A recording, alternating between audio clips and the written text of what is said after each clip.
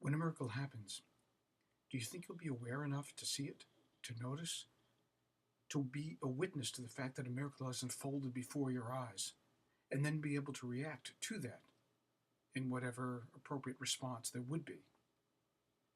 We tend to dismiss things of a miraculous nature that happen all around us, whether it's on a very small level of watching a butterfly emerge from a chrysalis, or new shoots emerge from the ground that have been dormant all winter long, or whether it's the reuniting of a family whose back was broken for so many years, or the state of Israel having been born, or the state of Israel having been saved, or a person coming out of a car wreck intact. There are so many miracles that abound in this world, and yet we tend to be dismissive of them. It's just the luck of the draw, the way things happen. Thank my lucky stars that such and such didn't occur. When in point of fact, they may be far more than that.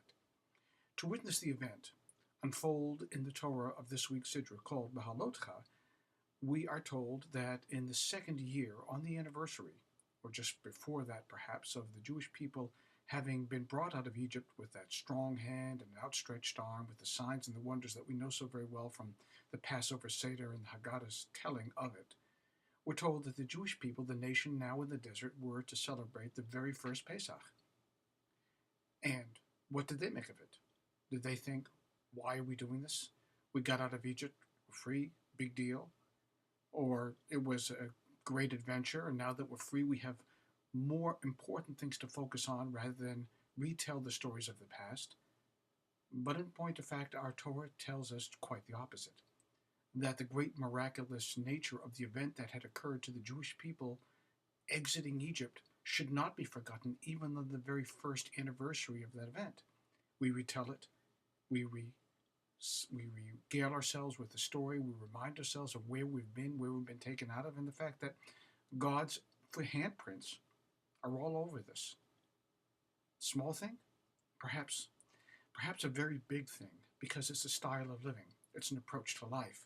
It's with eyes open, taking in everything that life has to offer, with a deep appreciation of whatever it is that life has to give us.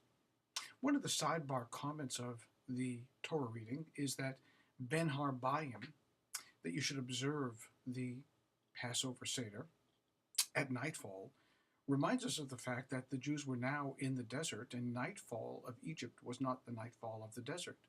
That in different locations, the sun sets at a different time. But the text tells us wherever you are is where you're supposed to be. Wherever you are, wherever you find yourself in the miraculousness of that moment. Not having to go back and say, no, gee, what time would it be in Egypt if we were being released? No. Where you are right now is the most important thing. Powerful ideas that emerges from the pages of the text this week.